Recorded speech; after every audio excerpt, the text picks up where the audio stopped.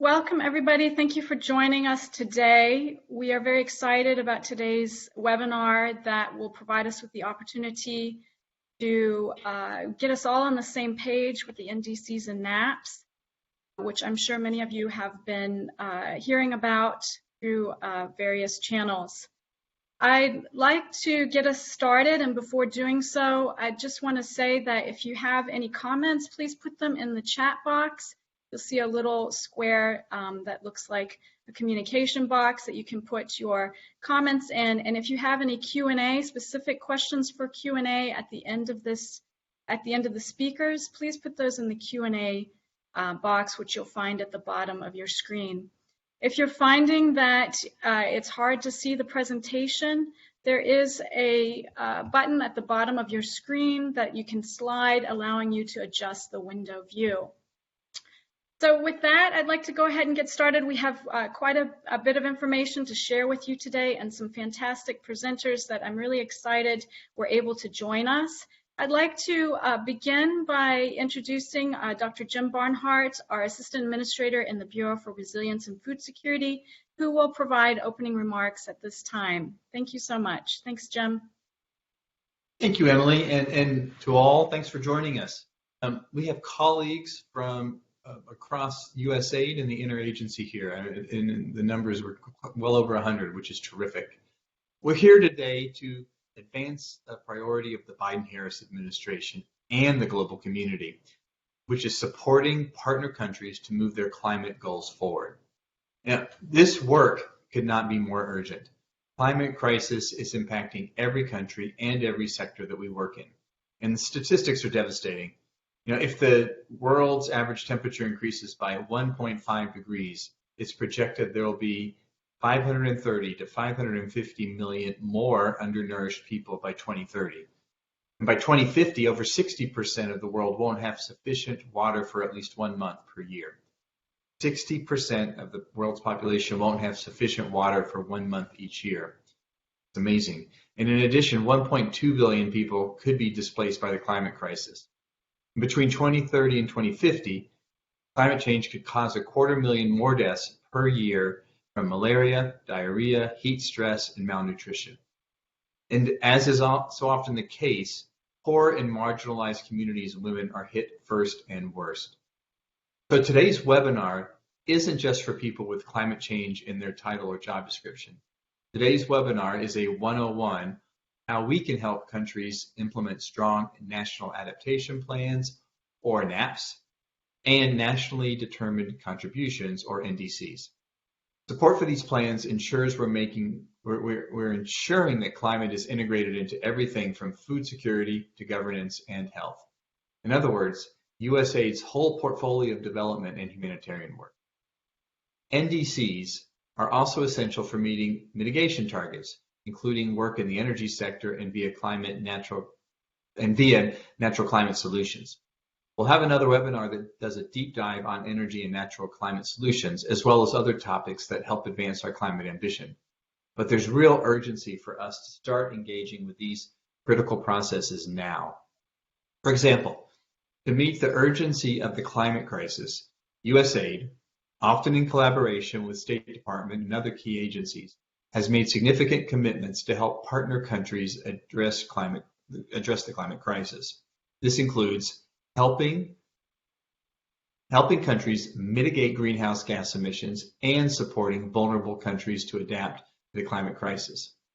One of these commitments, made during the President's Leaders Summit last year, is called the Climate Ambition Initiative to support partner countries in establishing net zero strategies, implementing their NDCs and NAPs, and reporting on their progress under the Paris Agreement. Another climate commitment is the President's Emergency Plan for Adaptation and Resilience, or as we call it, PREPARE, which President Biden announced in COP26, and USAID is co-leading on with the State Department. PREPARE is a whole-of-government initiative to support over 500 million people in developing countries to adapt to climate change by 2030. Central to PREPARE is mainstreaming and integrating adaptation through plans and programs. This means understanding and working with countries to move their adaptation policies and plans forward, including NAPs and NDCs. To achieve these major climate commitments, countries need technical and financial assistance that strengthens capacity and promotes innovation. And USAID is proud to provide that assistance. So our objective today is to provide an overview of NDCs and the NAPs, the processes around them, highlighting examples of how USAID can support countries and share resources to ramp up the NDC and NAP work that's already happening.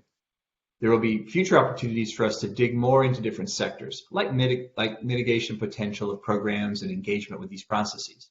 But today, you'll hear from a great slate of panelists, and then USAID's climate coordinator, Gillian Caldwell, will close the webinar with further examples on what USAID is specifically signing up to do with climate change. I'm excited for today. We've done important work in this space, and we're poised to take that work to the next level to beat the urgency of the moment.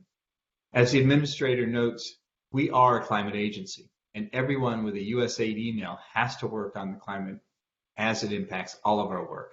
So thanks for taking the time to attend today's webinar and thinking how climate change is already impacting your work. We want to walk away from today's webinar ready and excited to help countries advance their work on NAPs and NDCs, the real blueprints for climate change. So with that, Emily, I turn it back to you and to introduce our panelists. Thank you so much, Jim. We're really, again, excited about this work and the opportunity to provide you a background of NDCs and NAPs. And with that, I'm pleased to introduce Dr. Rebecca Carter, the Acting Director of World Resource Institute's Climate Resilient Practice. Dr. Carter has a long history and experience working in climate resilience, and in fact actually has experience at USAID, so we're delighted to have her back presenting for us, giving us a background on the NDC and NAPs. I will introduce the other speakers after Dr. Rebecca Carter provides this overview. And so with that, I'll hand it over to you, Rebecca. Thanks so much.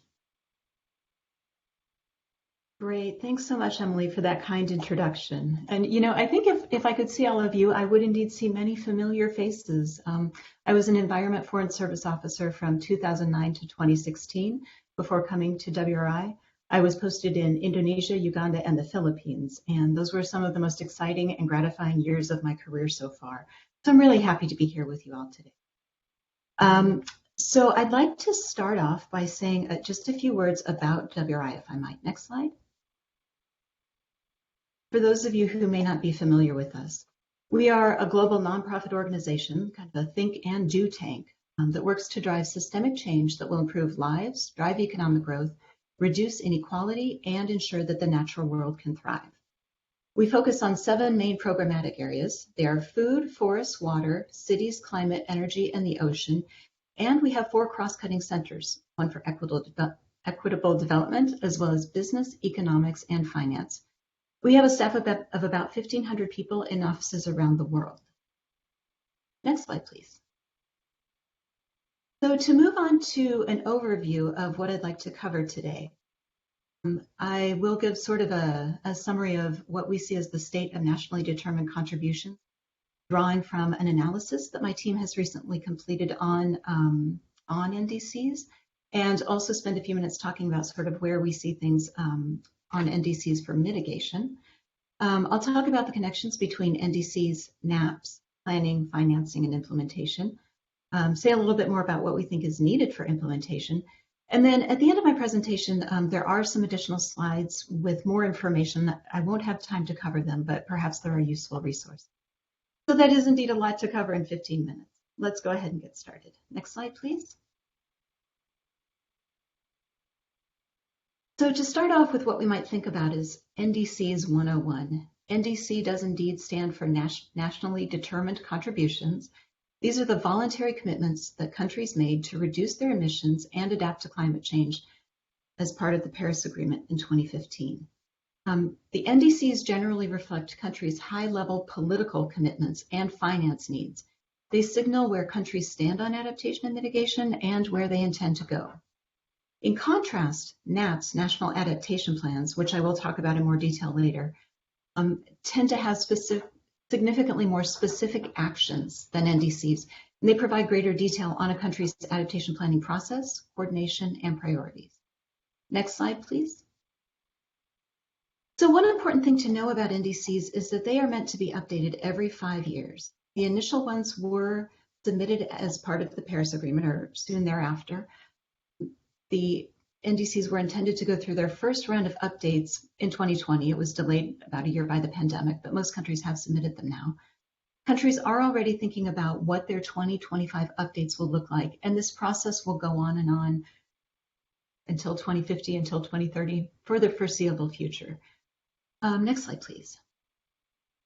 So just to provide a very brief summary on where things stand on mitigation, there is a ton of information available on a website called climatewatchdata.org. The data is important because if you just Google Climate Watch, you won't get the right site. But if you look for Climate Watch WRI, you will.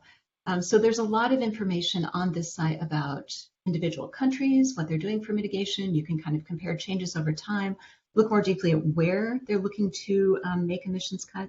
A lot of information. Next slide, please. But to just very briefly summarize the state of play on mitigation after COP26. By the end of COP26, 151 countries had submitted new climate plans, or NDCs, to slash their emissions by 2030. To keep to the goal of limiting temperature rise to 1.5 degrees Celsius, we need to cut emissions in half by the end of this decade, so by 2030.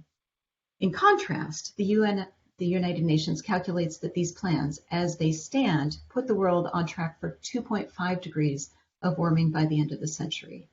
That is indeed better than the 4 degrees trajectory that the world was on before the Paris Agreement was made, but it is still extremely dangerous. So we do indeed have a ways to go. So what kinds of actions are needed on mitigation? Next slide, please. I just wanted to point you to a resource that may be helpful as you think this through. It's a 2021 State of Climate Action Report that kind of outlines a range of different options for further reducing emissions and calculates exactly how much more is needed to keep global temperature rise below the 1.5 degree threshold. Next slide. A quick overview on the state of play on adaptation after COP21. So one thing that I think is important to understand here is that while mitigation outcomes can be measured through emissions reductions, and so there's sort of a specific number that we can look to, adaptation doesn't really have a common metric for measuring adaptation progress. And because of that, we focus on inputs. We focus more on the money. And the focus tends to be on progress made toward meeting the $100 billion annual funding commitment for 2020 to 2025 that was made as part of the Paris Agreement. And that's total climate funding. But more specifically within that goal, there is the goal for developed countries that was agreed in Glasgow, the goal of at least doubling finance for adaptation by 2025, which would add up to about $40 billion. The Glasgow Pact noted with deep regret coming out of COP26, the developed countries failed to meet the goal in 2020. Recent estimates show that the amount is at about 80 billion as of 2019. So we do indeed have a ways to go on that still. This COP26 outcome did make it clear that developed countries are still on the hook to fulfill this goal as soon as possible. And it stipulates that they must report on their progress. Countries also they also agreed to a more robust process to develop a new, larger climate finance goal to go into effect after 2025. Next slide, please. So I'm going to spend a few minutes sharing with you this analysis that my team has just completed on sort of the state of the adaptation components of NDCs. And so to conduct this analysis, we looked very closely at all of the first NDCs and then all of the updated NDCs. So, between the two, it was about 297 NDC adaptation components of NDCs that we looked at. The total number of adaptation priorities and actions that we recorded information on in a database is almost 6,000. We looked in these NDCs for a number of different factors, and I'll discuss some of them and sort of what the high-level findings were. One thing to know is that we structured part of this analysis around 7 key systems that are included in Adapt Now, which is the report from the Global Commission on Adaptation. If you're not familiar with Adapt Now and you're interested in learning more about adaptation, this is a great resource. It's a user-friendly summary of sort of the state of adaptation and what more is needed. It was the flagship report of the Global Commission on Adaptation, which WRI co-managed with the Global Center on Adaptation. And if you just Google Adapt Now in WRI, you'll find it. So the information from the analysis that I'm going to present will be available on this same climatewatchdata.org website that I mentioned earlier for the mitigation data. It should be up there within the next couple of months. We'll also be publishing a working paper that summarizes these findings probably by April or May, and we will publish a second working paper that's more of a deep dive on the process that 4 countries followed to establish their NDCs. This could be especially useful for those of you who are supporting countries to further develop NDCs. Next slide, please. So I've kind of pulled the findings from this research into a top 10 list of trends in adaptation NDCs. I wish I had more time to go into the details, but just to go through these pretty quickly, these trends that we noticed when we compared first NDCs to updated NDCs. The first is that they do include more detailed climate impacts information, both over short-term impacts and longer-term impacts. Also more information on risks and vulnerability. There are more specific adaptation priorities included. The first round of NDCs averaged about 14 adaptation priorities per countries. That's almost doubled to 26 specific priorities in NDCs. But compared to NAPs, National Adaptation Plans, which I'll talk about next, those average about 98. So you can see that the National Adaptation Plans do have a lot more detail than the NDCs. This analysis includes more specifics on 6 systems and sectors where adaptation action that are really focusing on adaptation action. The largest increases we saw were in food and nutrition security, water and nature-based solutions. We also saw broader stakeholder engagement, so more governmental entities, but also more members of the public, civil society, private sector and youth, all being more involved in the process. We saw greater inclusion of vulnerable groups and their particular needs for adaptation. So more focus on the needs of women, elderly, youth, those living in poverty, smallholder farmers, indigenous groups, etc. We saw more specifics on monitoring and evaluation, an improved integration of gender, better inclusion of indigenous peoples and local knowledge systems. But that brings me to the last 2, which I want to dive into more deeply. We saw improved alignment among different types of adaptation and development policies, but, and that's what I'm going to get into in a minute, we also saw more information on the costs of implementation,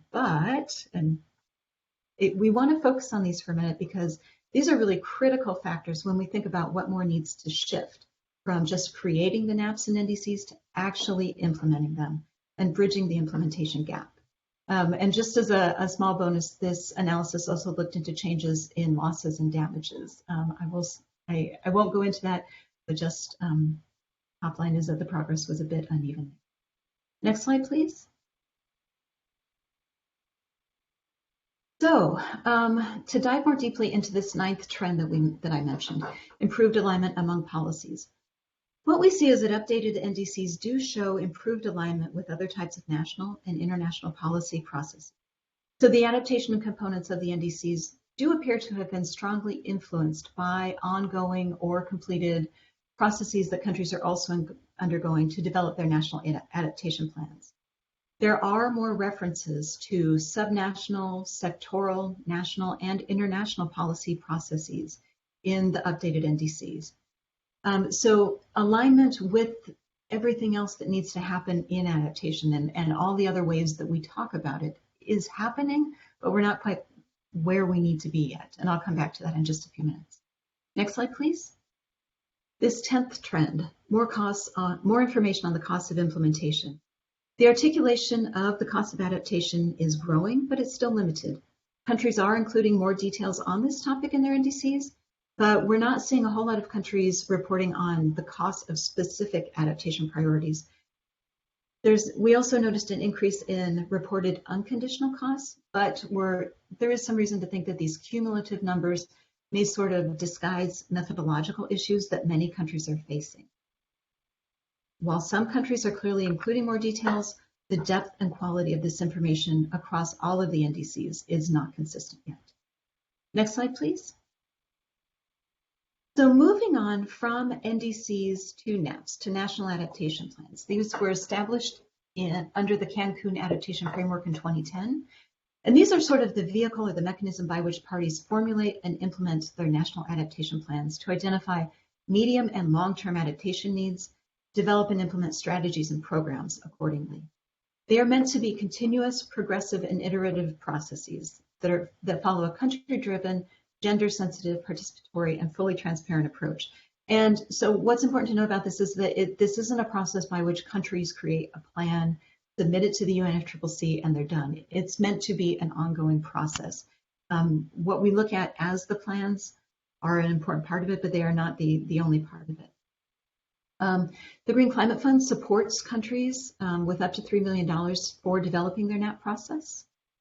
And so, I mean, just to say overall that NAPs do tend to be far more detailed than the NDCs. They are meant to be more of the detailed plans for exactly what a country plans to do, in contrast to the NDCs, which are, again, these high-level political commitments. But what we see is that the NAPs alone rarely include enough specific details on exactly how a country is going to implement what they're prioritizing in the plan. And that's why more detailed implementation plans at the sectoral level are needed. And just a fundamental challenge that I think bears mentioning here is that it's often different parts of government that are responsible for NDCs, NAPs, and other relevant adaptation planning documents. So it might be that the Ministry of Foreign Affairs drafts the NDC, but the Ministry of Environment is in charge of the NAP process. And so as a result, we see that these plans sometimes end up a bit disconnected, and it's very difficult to implement, an overarching plan if all of the ministries that are affected by climate change, which is pretty much all of the ministries, are not on board. So in other words, we need more specific implementation plans for adaptation that the Ministry of Agriculture is putting forward, that the Ministry of Water and Health are putting forward, etc. Next slide, please.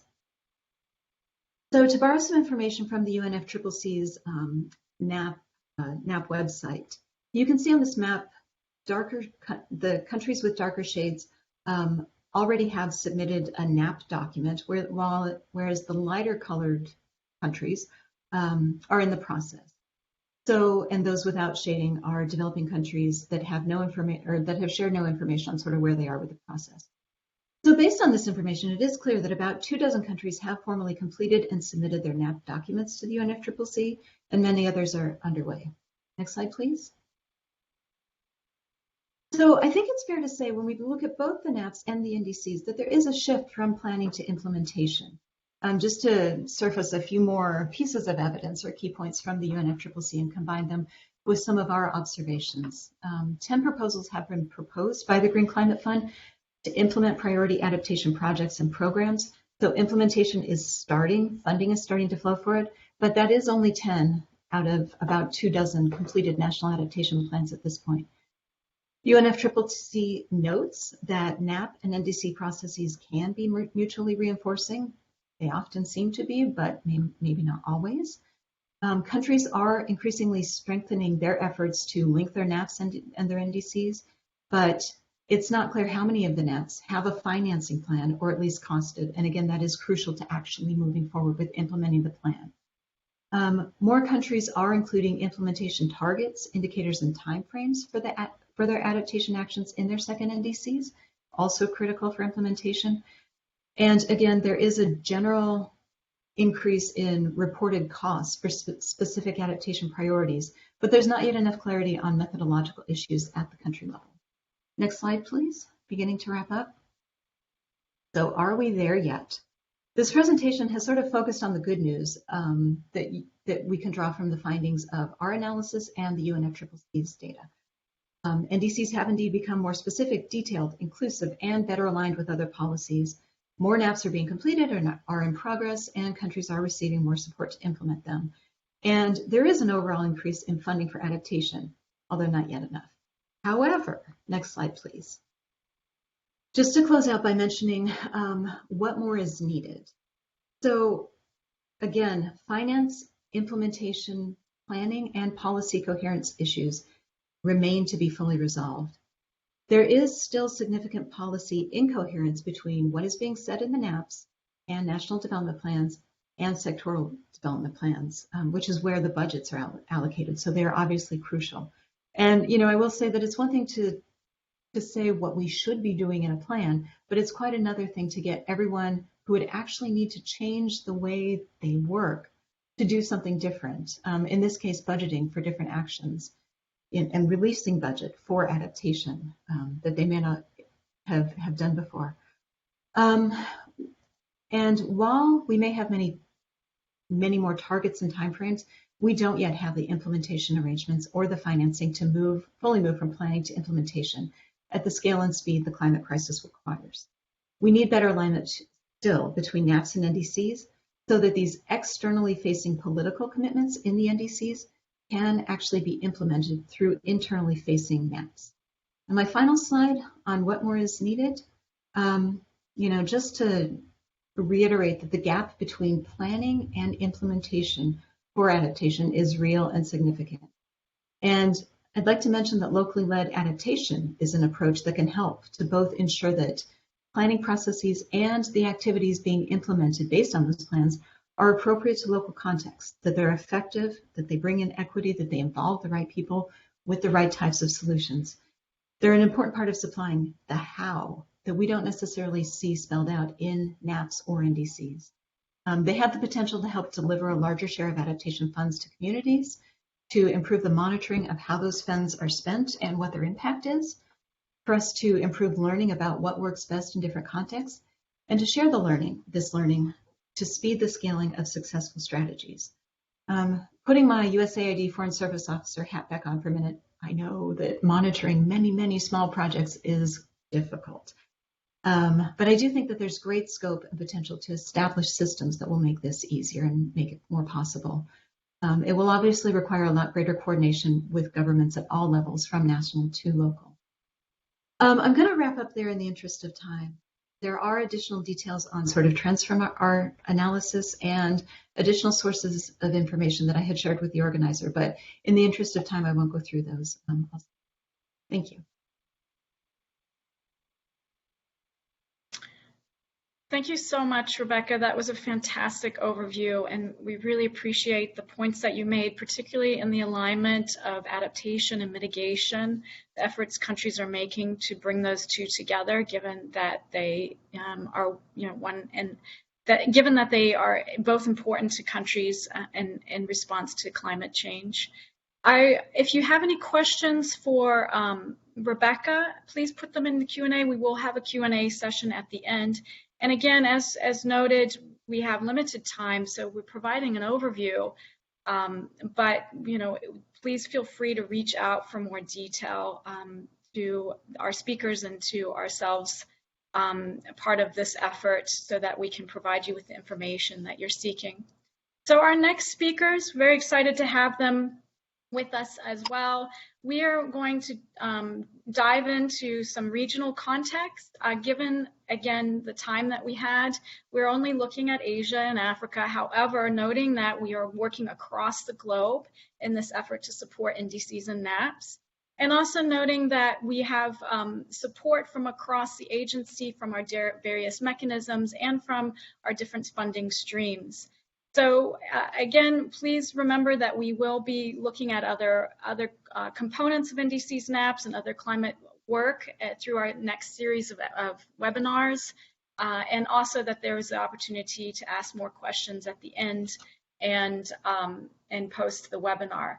So first up, I'd like to introduce Dr. Usman Badiane, who is the Acting Managing Director and Executive Chairperson of Academia 2063. Dr. Badiane has a long history of working in agricultural and policy. He was instrumental in developing the implementation of the Comprehensive African Agricultural Development Program. And Dr. Badiane will give us an overview of the context of Africa in regards to climate change, NDCs and NAPs, and also provide an example of some of the work we are doing in Africa that we have kick-started in the last few months. So I'll hand it over to you, Usman. Thank you again for joining us today. Thank you, Emily, for having me. It's a pleasure to join in today, this webinar. Thank you for the introduction. Just to add that I'm making this presentation on behalf of our partners as well, RENAPRI and Michigan State University. I will go straight to the next slide and talk about the outline of my presentation today. I will first give you some background about the project supporting the implementation of the Paris Agreement in Africa, called Comprehensive Africa Climate Change Initiative.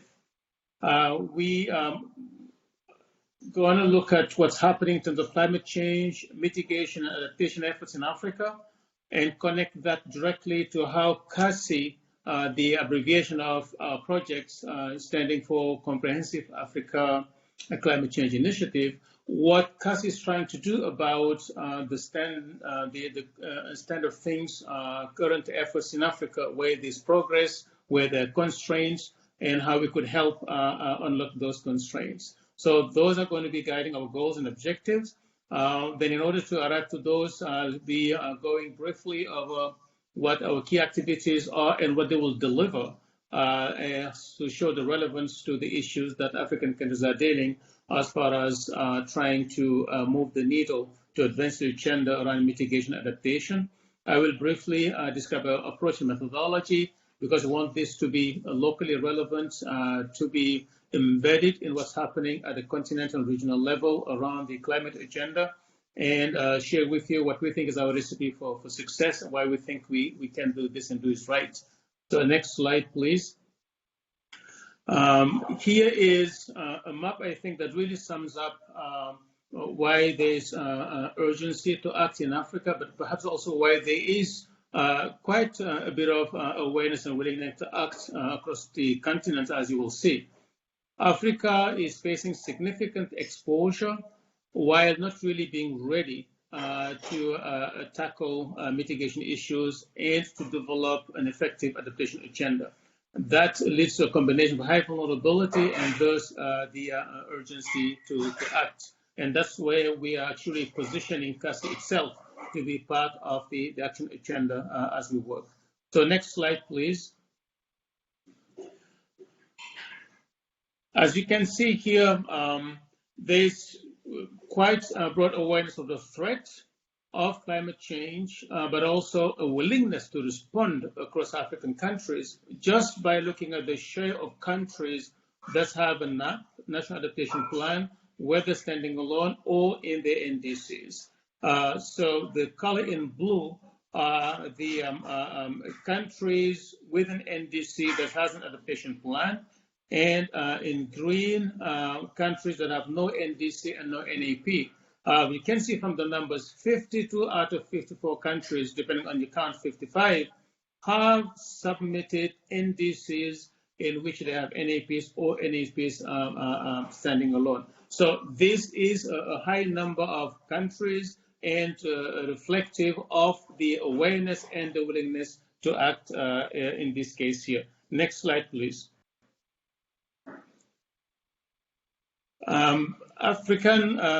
Next slide, please. Yes. African countries' NDCs are looking at and the adaptation plans are very much concentrated around agriculture, forestry, and land use.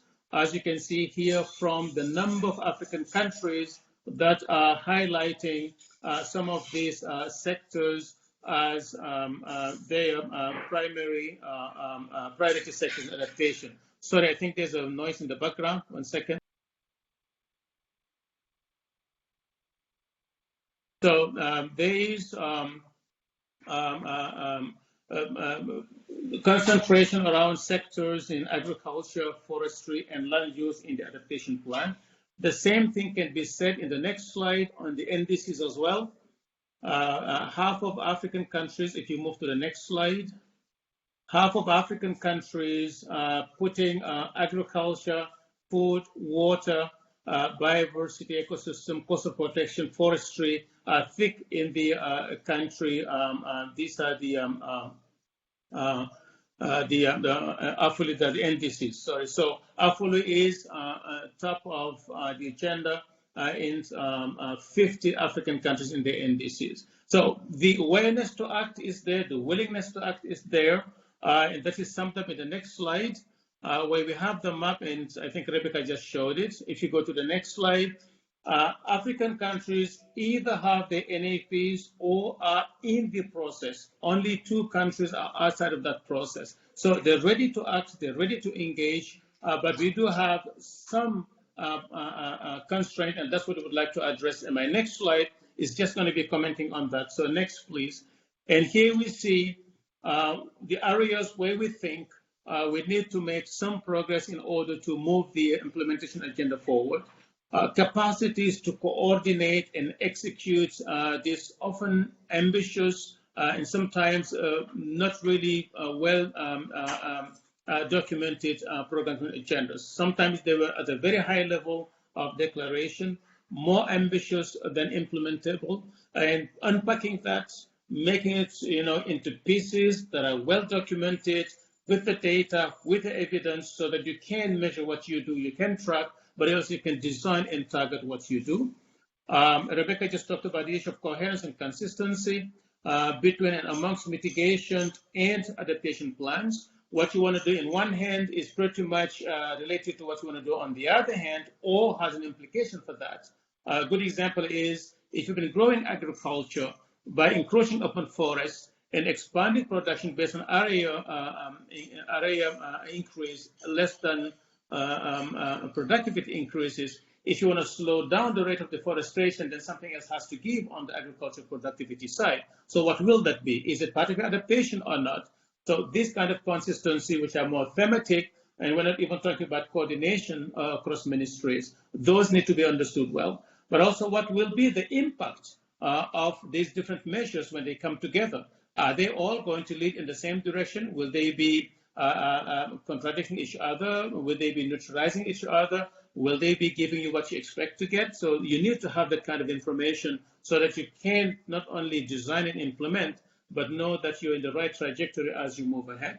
Though it requires the data, the analytical capacities that are often lacking, so countries can design well, track effectively, and report in a transparent way against their commitments and targets. And finally, given the nature of climate change and how broad it is across so many different sectors and stakeholder groups, inclusive, well-documented, well-informed accountability frameworks and infrastructure will be needed so that you can get different viewpoints, but also you can have exchanges that are necessary, the learning processes that are necessary to continue to make progress.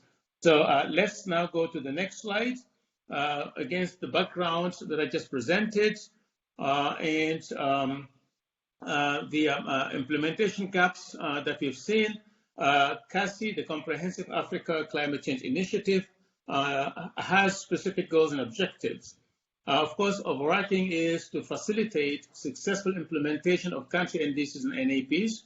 We want to do it by doing two specific sets of, carrying out two specific sets of activities. First, to build the capacities that are needed for effective implementation, tracking, and reporting. Here, you really have to go into the programs, unpack them in implementable packages that can be documented, that can be measured, that are well guided by evidence, so that countries know that they're moving in the right direction, they're managing trade-offs, they are mobilizing synergies, and can move both on the mitigation axis and the adaptation axis. Then to do that, we would like to mobilize tools and expertise for better data and analytics in country, better coordination, and better mutual accountability. So those are the big packages that we would like to carry out. So in the next slide, there's core activities within that broader goals and objective that I just talked about. There are 4 sets of activities and 4 sets of clear deliverables, or a set of 4 clear deliverables that we are aiming at. First, as you would see for most NDCs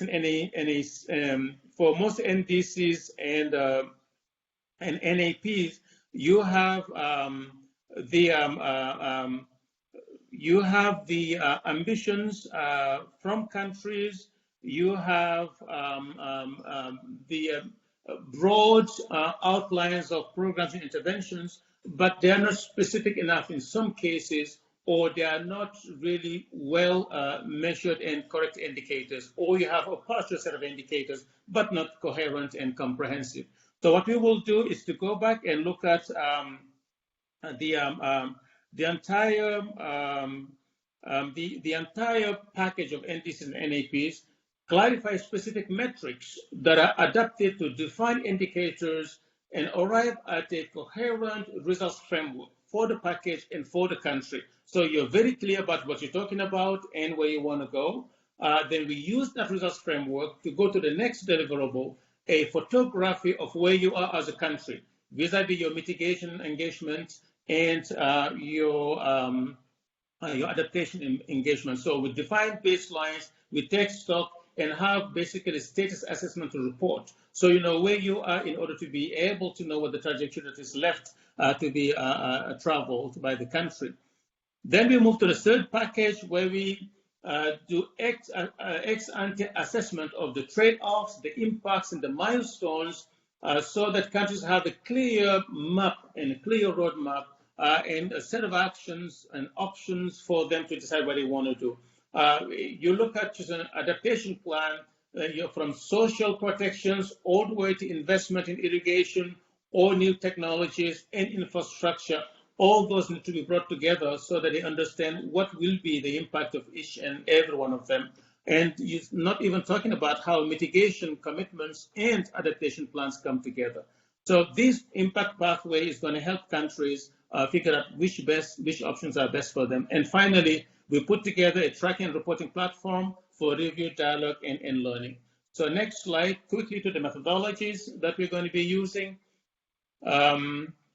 Here we are starting with looking at baselining of emissions and removals in agriculture, forestry, and land use. We use big data and AI so that we can also project what these trajectories are under different scenarios, so that you can look at how climate change may affect, but also how what's happening in the country may contribute to emissions, and how that environment is going to shape your agricultural activities in general. So we do this using the gain loss methodology based on estimates of annual change of biomass from estimates of biomass gains and losses, and we do that over time and simulate it and use that to describe the environment within which climate change will be affecting agricultural and other activities, but also such activities will be contributing to emissions. Then we move to the next slide, where we take those results and have a whole set of a battery of models, a biophysical model, like I just talked about, a macroeconomic model and a microeconomic model. So we can go from climate change, mitigation, adaptation to all the way what's happening in terms of the households and community level. So the biophysical models gives us what changes in biophysical data, mitigation and adaptation interventions, what they lead to in terms of changes in productivity and yields, for example, if you're doing agriculture. We take those changes in the macroeconomic model, translate that into changes in employment and incomes at the macro level, and we use the changes in employment and incomes to derive income distribution, poverty, and nutrition consequences of lack of mitigation or progress towards mitigation, as well as adaptation plans. Whatever changes you have there, we can put into these different boxes to come up with what it means at the macro level and at the micro level. So this approach is the next slide that we're using because it's served us well in the past. CACCI is linked to the African Union climate change agenda. This embedding is extremely important because you are supportive of what's happening already. You are joining a train that is carrying a continental agenda through the regions and the countries, and we deliver our data and analytics as a support for that to help with better decision making, better designing and implementation. So we started this in partnership with the AU Department of Agriculture, Rural Development and Blue Economy. We are positioning this squarely to support the AU climate change strategy and the Green Recovery Plan.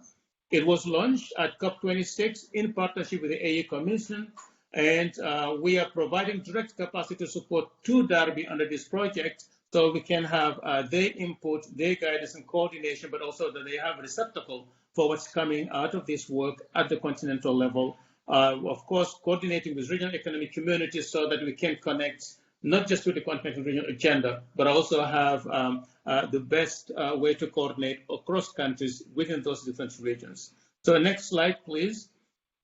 What we also do is to localize what we do in collaborations at the country level and in-country processes. This embedding is extremely important because that's where the constraints are being felt, and that's where the bottlenecks are that we're helping to remove. To collaborate with country implementing agencies, will mobilize and partner with local centers of expertise on data and analytics to guide actions on the ground. We'll follow the programs where they go, we'll follow the processes where they go, we'll connect with the agencies where they have the most problems. We'll work with them to set up an infrastructure for review, benchmarking, and learning. And of course, while we're delivering this project, create the institution and technical capacities as much as we can to sustain the efforts. So next slide, the last piece on our approach. We are going here systematically and in a prudent fashion. We start with a proof of approach phase first before we scale up. We start with 2 countries in West and Central Africa and Eastern and Southern Africa to show results and prove that our approach, our methodologies are enabling these countries indeed to advance mitigation efforts and successfully design and implement adaptation plans. Once we get that proof of approach, then we seek to scale up within a 5-year time frame to reach 25 countries. While we're doing that, we'll develop regional level learning activities to reach more countries and spread best practices and help other countries through their own expertise to try and emulate what we're doing.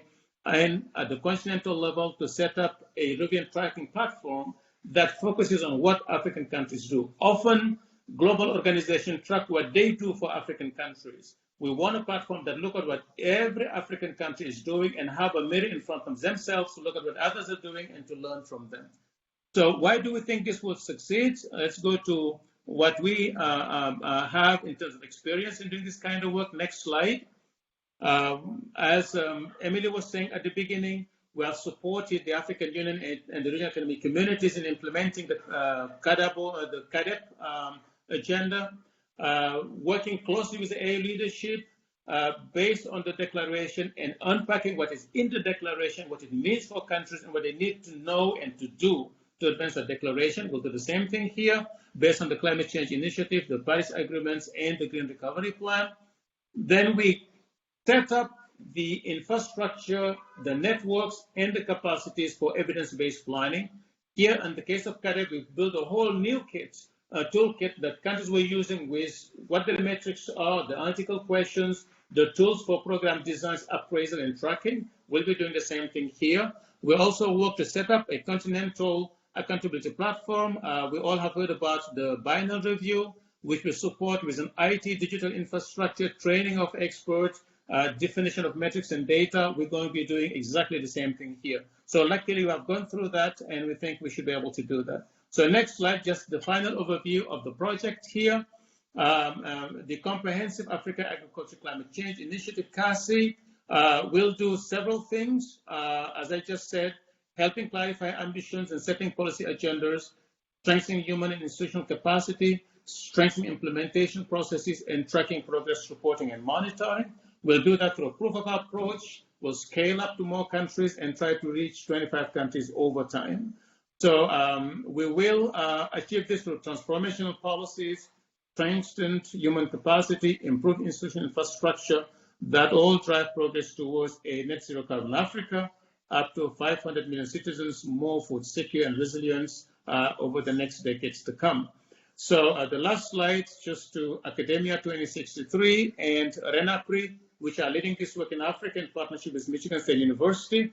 Academia is a Pan-African research organization with headquarters in Kigali, Rwanda, and regional office in Dakar, Senegal.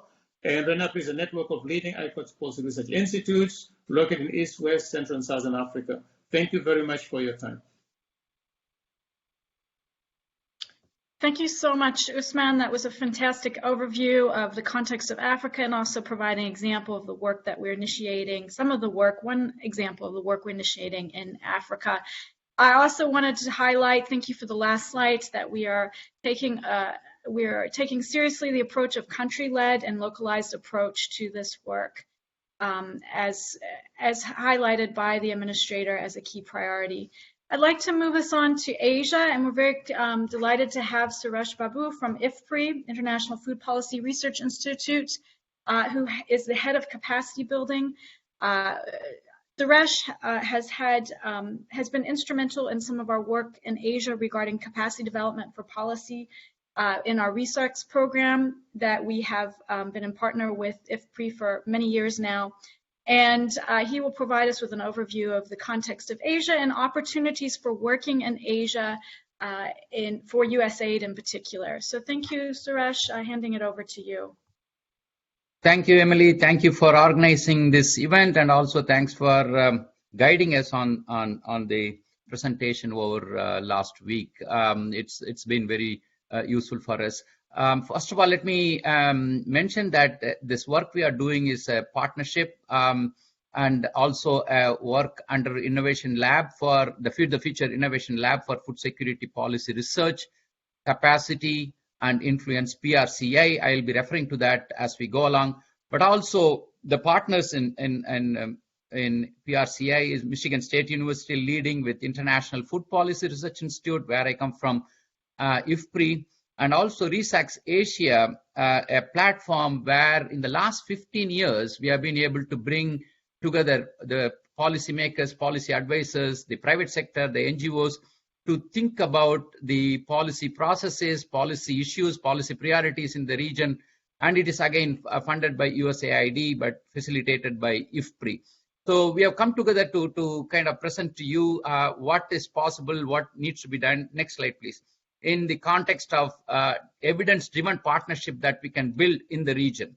So I'll quickly present a little bit of a background, which you have, Dr. Carter and Dr. Badian has covered that much, but we'll quickly talk about what is happening in the region in terms of the challenges in adaptation and mitigation context, what is needed to be done in terms of strengthening the Asian food systems to address the climate change issues and implement interventions. And we will also talk about what we will do and achieve in the context of what the approaches are and share information with you and get some feedback from you. Next slide, please. As we mentioned about the Paris Agreement, achieving Paris Agreement and COP26, there is a huge amount of momentum in the Asian region, particularly after Glasgow. And how do we tap into that momentum? And in addition to that, this USAID climate strategy for climate change and President Biden's Prepare initiative that was mentioned, it all brings us an opportunity for using and working with the local capacity at the national level. And we will see that how we can go about doing that in the context of Asia. But Asia is a major emitter. As we know, 40% of global food system greenhouse gas emissions are generated in Asia. That means it's a huge challenge, at the same time, huge opportunity as well. And in the Asian context, the income growth, the globalized supply chains that are operating in Asia and across the globe has led to the more energy intensive diets. That means more and more emissions and challenges that we need to tackle in the context of climate change. The greenhouse gas emissions are also growing rapidly, and we need urgent action, right? But again, on the other hand, the agricultural system, food system is also affected by extreme weather events in the region and making smallholder farmers who are already poor, making vulnerable to climate change. Next slide, please.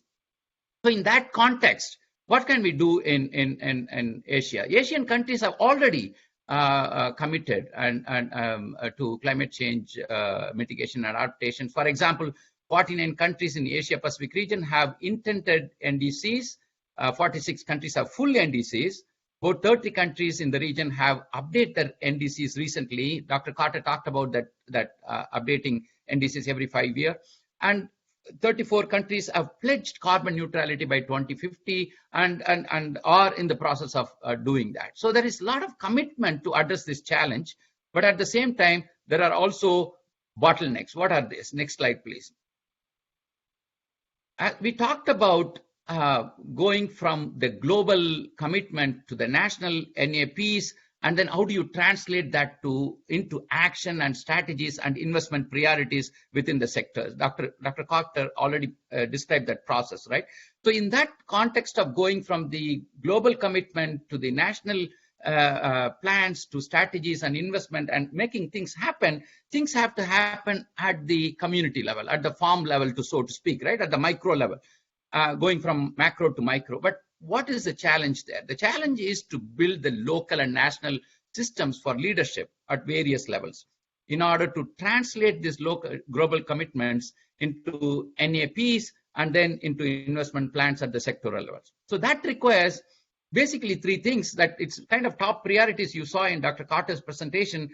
We are kind of folding it into three broad things in terms of taking action along those lines. One, we need strong empirical approach to this. Evidence is needed because countries are going from NDCs to NAPs looking at what will work, what will not work, what has worked, and what are the alternatives. If you take the rice farming system as an example, as you see in the picture, and most of the Asia is covered by rice, as you know, the farming systems. There are several alternatives for going from a rice farming system to changing the crop production system itself, or within the rice farming system, you can change the technology, right? But what are the implications of these interventions to achieving the goals, the ambitions that we have? That information is still missing.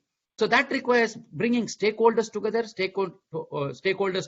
from public sector, private sector, farm level implementers, extension system, research system to think about what are the alternatives, and also multi-sectors that are working within the rubric of climate change. That's the challenge right now. And also strengthening the capacity throughout the policy system, institutional system, and at the community level in order to adapt the interventions. Next slide, please. So going deeper, next slide, yeah, going deeper into this challenges, as we see it in terms of what we can do is we can, one, strengthen the policy processes. How do we come together as a policy system to translate the NDCs into NAPs? And a lot of the many Asian countries particularly are struggling with the NAPs in the specifics. What can we do? That's partly because there is some capacity, but capacity for policy modeling and evidence-based research is still limited. So we need to work with the local organization to strengthen that capacity. That's a challenge. And also in institutional architecture for implementation. Take India, for example, there are 5 ministries that are dealing with agriculture, environment-related issues related to climate change. So how do we bring this institutional architecture together for implementation at the state level and district level? There's huge opportunity for us to work as a catalytical facilitating instrument for working with the local organization. Then there is also need for tracking, monitoring, evaluation, learning, and adaptation. But in the USAID parlance, for example, don't take MEAL as an acronym for this, but it's in the USAID parlance, it's similar to MEAL system. We need to develop that tracking system, monitoring system to give real-time data for decision-making for the policymakers. That's what is missing right now as challenges. Moving on, next slide, please. In the context of Asia, we have been working, as I mentioned, RESACS Asia has been working as a platform funded by USAID for 15 years to bring policymakers and policy implementers together, learn from lessons from each other. In the last 2 years, we have been implementing Innovation Lab for Food Security Policy Research Capacity and Influence, PRCI. The approach has been work with the national system to conduct research and analysis, help them to conduct research and analysis, build their capacity for analytical work, as well as connecting to policy, making policy connection from research to policy so that the research is translated into policy and action. So we have been working in India, Nepal, and Sri Lanka in South Asia, Cambodia, Laos, and Thailand in the Southeast Asian context. But Vietnam, we have been working in for the past 15 years to build the national capacity for policy making in the food and agriculture sector through RESACS Asia as well. So we have been working on actively supporting the local researchers and analysts to undertake priority research. In this case, for example, last year we did trade flow analysis in the context of the pandemic COVID-19. And they have taken that result of the research. We trained them, but they do the research, and they take the research for policy dissemination and outreach in the policy system. And this helps us in the context of creating and strengthening the local partnerships as well local leaderships. And we maintain that regional network for South-South learning, so countries come together and learn. This is the approach of PRCI. And moving on, what we have been able to achieve in that context is, next slide, please.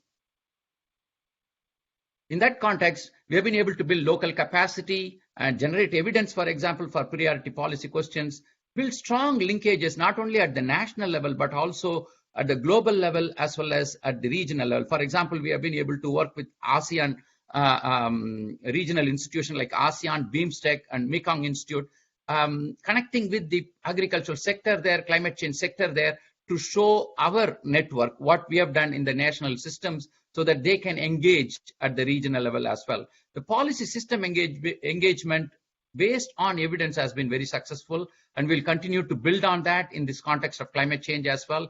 So what it does is, at the end, there are improved policies and programs that are inclusive of local food system transformation. So that's what we are aiming for in PRCA, and we can translate that knowledge and capacity and the platform that we have created and the experience into climate change action plans.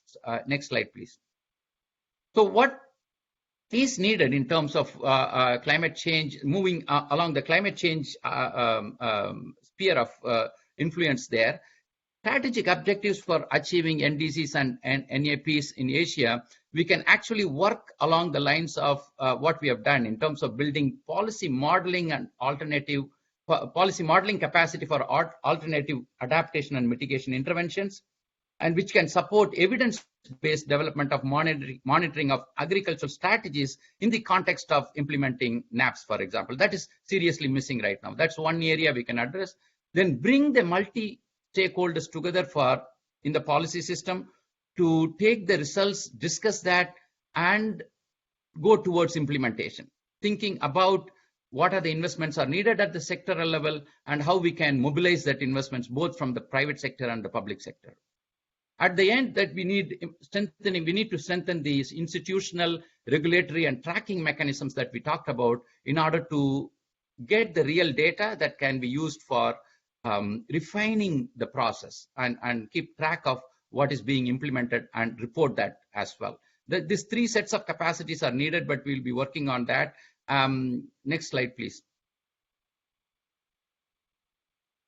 We have two phases of we are thinking about two phases in about 4 countries, depending on the resources: Cambodia, India, Nepal, and Vietnam. Cambodia and Nepal are really vulnerable countries. India and Vietnam, as you know, are high emitters.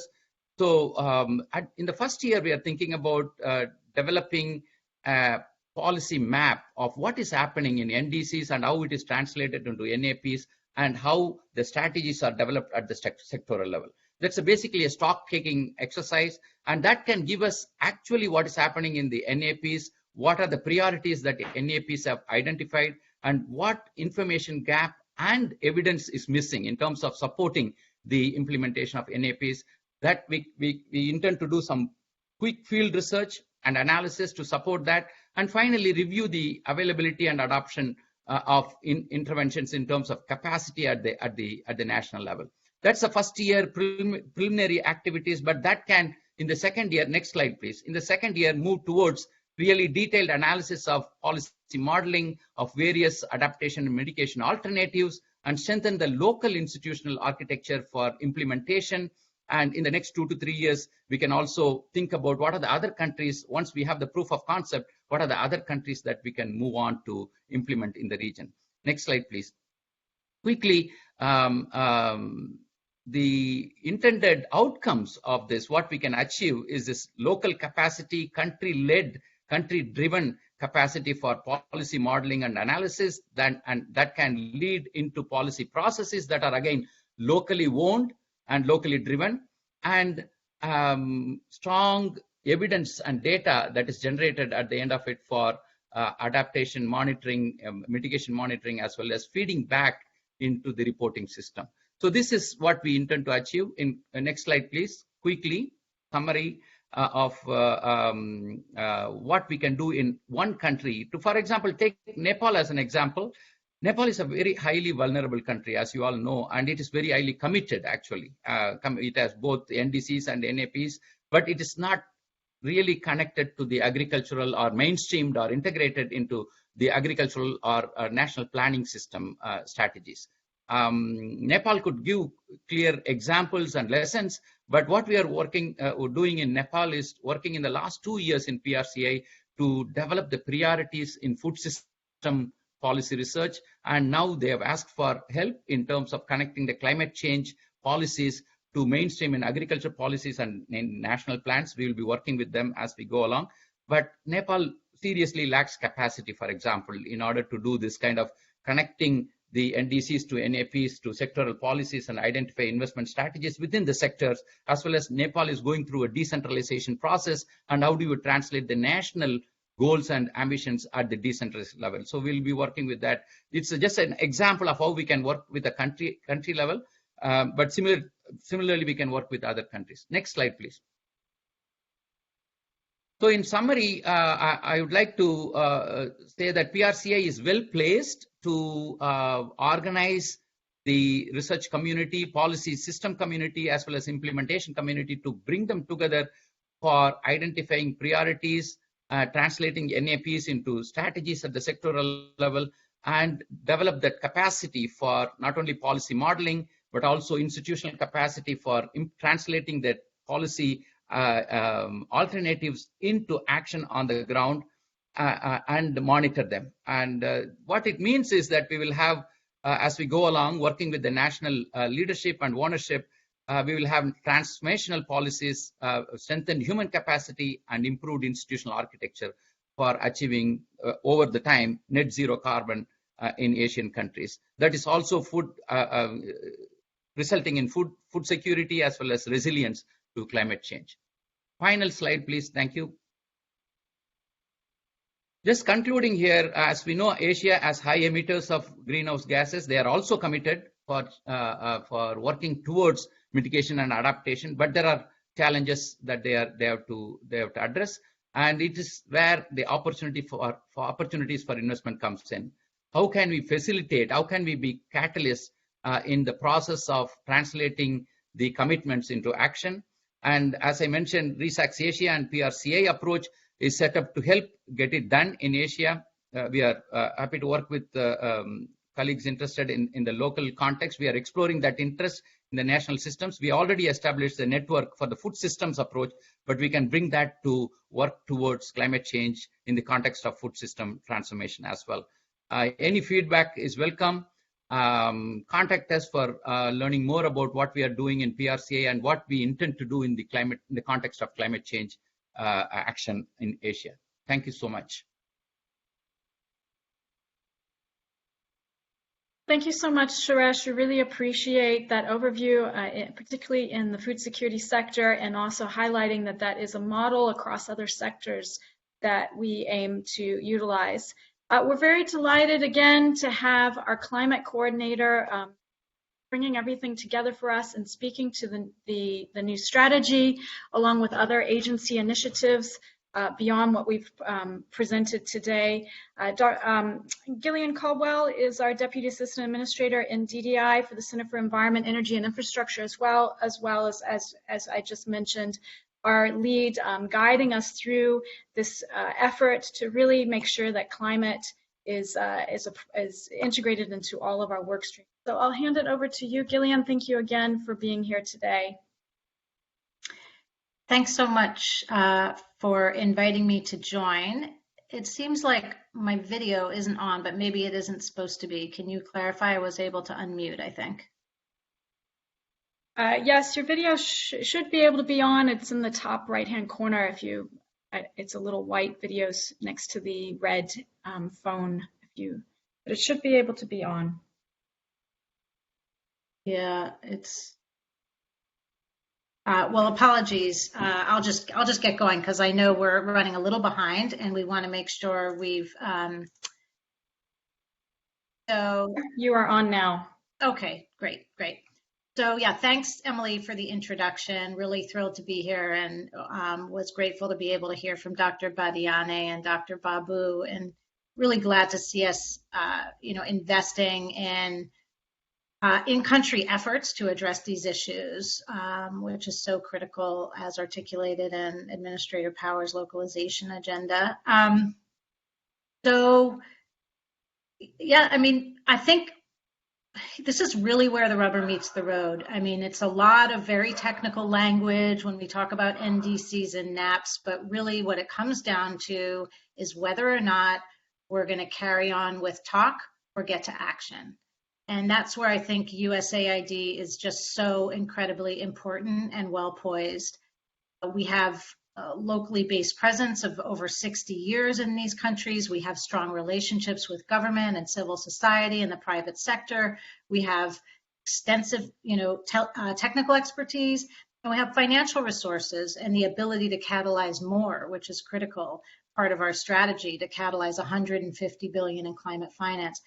So we're really encouraging every single mission in all 80 countries worldwide to ensure that they are working alongside their host governments to provide the technical and financial support necessary to deliver on these NDCs and partnerships. There's a reason that people were protesting outside the Glasgow COP this year when I was there, and there's a reason they're there every year, and because we return to talk and talk and talk, and meanwhile emissions continue to rise, and it's a life and death situation for many people all around the world. So we just need to move to action. It's so critically important, and it's very exciting to see the kind of the passion and commitment that's already being demonstrated and that's emerging across the agency to ensure that we have a very strong whole of agency response to tackle this problem. Just by way of one example, on the clean energy work, our Colombian mission has done tremendous work to reduce greenhouse gas emissions by creating renewable energy auctions, which have resulted in more than 2 billion for new projects, provide 2 gigawatts of wind and solar power. And importantly, the revenue generated through these auctions is supporting Afro-Caribbean communities that are working to steward the natural systems, the nature that's necessary to sequester the carbon in the atmosphere. So I think that points to another very important thing to emphasize, which is that I know a lot of missions are feeling as though there's just so many priorities coming at them: gender and localization and indigenous people and climate change. And we need to look at these imperatives as mutually reinforcing and synergistic. It's not a series of disparate imperatives. It's a change in the way we do the work we're doing to make sure that we're really encompassing and supporting people best positioned to drive change and to ensure sustained change. And this goes to Emily's question in chat. What about the movements? What about the political will?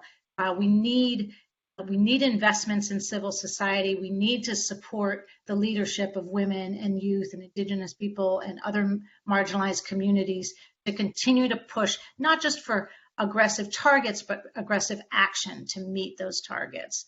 And that's why I think our work to align around the NDCs, and especially our goal to ensure systemic change that deliver on the NDCs and NAPs in 40 countries by 2030 is so critically important. So I'm really proud. I've just joined the NDC partnership, which is a multilateral institution that's specifically focused on providing countries the technical and financial support they need to deliver on their NAPs. And I'll be attending, I hope, the very first meeting that I've joined of the NDC partnership in April, and we'll know lots more about it after that. But in the meantime, just very grateful for your collaboration in this area, and want to turn it over to Emily so we can have time for Q&A. Thanks, Emily. Thank you so much, Gillian. We really appreciate, your guidance in building out the strategy and helping us address climate across all our sectors and across our different missions within the central agency. We have quite a few chats that have come through, questions that have come through the chat box, and we also have a few that have come through the Q&A. Given our time, I will select a few questions that can be addressed across the speakers. And I think the first question, which is a really thought-provoking and interesting question that Gillian touched on, which addresses the technical versus political movement for implementation. And I'd like to provide this question for all our speakers, for Dr. Babu, Dr. Badiane, and Dr. Carter. The question is, I noticed most talks came from a technical lens, and it focused on increasing capacity for better implementation. Could you please provide your views on addressing political economy, political will, opening for policy reform, social movements versus technical solutions? And I think all speakers touched on the emphasis and the need for addressing policy, and I think this is a nice opportunity to bring those two together and see how we can address the policy space more effectively. So I'll start with you, Rebecca, if you don't mind providing comment relating to this question, and then we can move through our other speakers. Sure, I'd be glad to, and great to hear from Emily Waitoti. Hi. My take on this is that this is a critical question, and this is something that we debate within WRI as well. I imagine USAID does as well. My opinion is that many of the solutions that we need are not technological per se. There is a lot that communities have been doing to deal with climate variability, and some of those solutions, they're not new, they're not shiny and bright. They're the same kinds of things that communities already know work. They need to scale them up more quickly. And for them to be able to do that, we need to get more resources to the communities. And those resources can be the funding, but they can also be just things like guidance to go through a process of prioritizing which types of actions they think are most important, which types of things they see working, but what more is needed in addition because of climate change. In some cases, it is technical knowledge. Like I'm thinking of examples of pretty low-tech things like check dams, for example, just small-scale dams that can help to curb erosion, small water storage facilities to get people through dry times, so that their animals survive, for example, if they're herders. Things like planting acacia trees so that there's more forage, there's emergency forage for animals, and the soil is improved. Those are not what we might ordinarily think of as technological innovations. So when you ask about political economy, I think what we need to do is take a good look at what would it take for these things that are already proving effective to be scaled up, and why aren't they? And that does get us into questions about who controls where the money goes, who controls where the budgets are, who controls, who has the power to act. And locally led adaptation, I think, is absolutely key for all of this, but I also have to say that we need to be rigorous about making sure that it doesn't become another way that elites capture the funding, right? That it is used for adaptation solutions, that it's not just kind of that funding is used as intended. We need better systems to track what it is communities are able to do on the ground, and then also to be able to roll up all of these small interventions into a broader understanding of what actually works on the ground. So it is a different view than thinking about big programs, which are needed as well. But even within those programs, it's often many small interventions rather than building the big infrastructure. I hope that helps. Thank you, Rebecca. We appreciate that perspective. I'd like to pass it on to Usman, if you would like to make a comment regarding this question as well. Thank you. Thank you, Emily. I just build on what Rebecca just said. In the case of Africa, I think there are three avenues to doing that. And first is the embedding of our action in our program within the AU agenda itself to drive that political umbrella that flows through the regional economic communities to the countries. That prepares the ground for legitimacy, for connection, and for being part of the process in the country of implementation of these two different agendas, whether it's the NDCs or the NAPs, embedding it in the policy framework. And as you know, the AU agenda translates into local level agenda. Here, the climate change strategy, and in particular the Green Recovery Plan, will have the multiplication at the country level. So we will follow that flow and embed ourselves in that. Second, it will require to unpack the NDC packages and NAPs and what it might mean for individual stakeholder groups or individual communities.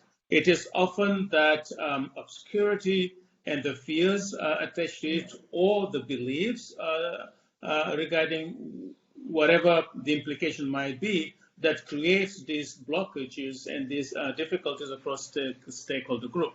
The more you can measurable, objective information that is broadly accessible, that is clarifying the possible consequences and impacts, and providing alternative ways of achieving the same means with different cost distribution, you might bring the different stakeholder groups into a process of dialogue and exchange that will probably remove some of those roadblocks. And that leads me to the third element that we would like to bring to bear here, is a well-informed, inclusive, mutual accountability process where dialogues and exchange and using data and evidence-based measures allow different stakeholder groups to not just discourse on the basis of fears and beliefs and positioning of interest, but also understand in real good and clear terms what is meant here so that they can find some consensus. So those are the three angles from which you can get the policy impasses and other roadblocks perhaps lowered so you can achieve some progress and move forward. Thanks, Emily. Thank you, Usman. Particularly appreciate the regional context and in relation to sector.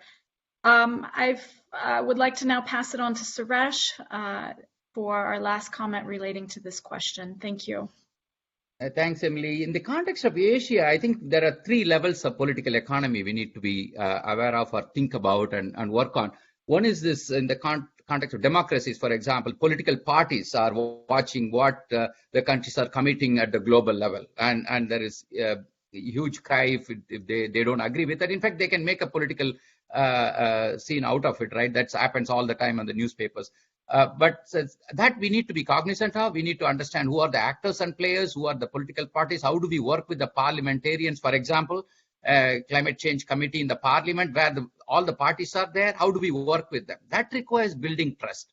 That requires working with them to give the information and evidence at the right time. The second level I want to talk about is the sectoral ministries. The political issue also boils down to which ministry is to take the NDCs and convert that into NAPs. And we talked about it a little bit. But for example, India alone, there are 5 ministries that are struggling to find out their spaces in implementation and designing this interventions, right? So how do we bring them together in the multi-sectoral kind of context? We do have some experience in the nutrition field, for example. It's a multi-sectoral problem, and we have worked with many sectors to bring them together to work towards a common goal. And that's something that should be incorporating in our approaches. So finally, the national versus decentralized level, that there is also political economy issue that we need to work. Take, for example, Nepal, I mentioned it's going through this decentralization process. While you have the national level plans and so on, they have to be translated at the decentralized level, at the provincial level. So that's something that we need to think about. But then the trust is very important, and building the credibility of the local players, local institutions is very important. That's what PRCI has been able to do, building the trust with the actors and players there, both parties, opposition parties and ruling parties. We bring them together in the policies system consultations so that they understand what is the common goal here And also at the regional level, we need to work with ASEAN. We are working with BIMSTEC, for example, which cuts across South Asia and Southeast Asia as a regional organization where we can raise the issue at the regional level so the countries agree on that at the regional level also to work towards. So political economy is very important. In fact, we need to, in the first year I talked about, while mapping the policy processes, we will be also looking at who are the actors and players and what is the institutional architecture that drives that political economy. That will be, it's not just technical work we will do, we'll also be looking at the political economy issues as well. Very, very, very good question, absolutely. Thank you. Thank you so much, Suresh. Again, we appreciate the regional context and again, the emphasis on localization. We are pressed for time, and we do have other questions in the chat and Q&A that we will follow up with. We will follow up with more information, and we will follow up with addressing those questions and also provide access to the slides. I do want to make a comment on a question that did appear several times. As noted, this has been an opportunity to provide an overview of the NDC NAPs across all sectors, but also we honed into some examples within the agricultural food security sector. However, noting that we will have other opportunities to look at how we integrate the same model across other sectors, which are, as mentioned, just as important. I have provided a slide as we finish off on some key context for you. If you're not familiar with those providing support for NDCs, NAPs, and other climate change work, this slide highlights some of the key contacts within Washington that you can get in touch with if you'd like to follow up with any additional questions or need resources. Myself at the top, in leading on the CACCI initiative and other climate policy supporting NDC NAPs, and also we have our colleagues across DDI and RFS supporting other climate efforts. And of course, this is just a sample for initial points of contact. And please, next slide. We've also provided a very short list of resources, and we'll be following up with more resources from across our different partners, but also within USAID. As we continue to build out the final draft of the strategy or the final strategy, this will also provide guidance along with other technical resources and guidance documents following that release of the strategy. Again, a big thank you to our speakers and to Gillian and Jem for joining us today. We really appreciate you taking the time to address this very important area of which we're trying to support our climate effort. Meeting both adaptation and mitigation responses. And again, appreciate those of you who joined us. Again, we'll follow up with more information, and please feel free to reach out. Thank you again. Have a wonderful day. We'll for sure be in touch, given how important climate is moving forward. And with that, I close. Thank you. Thank you. Thank you, Emily, and thank you, Dantes. Thank you, Emily.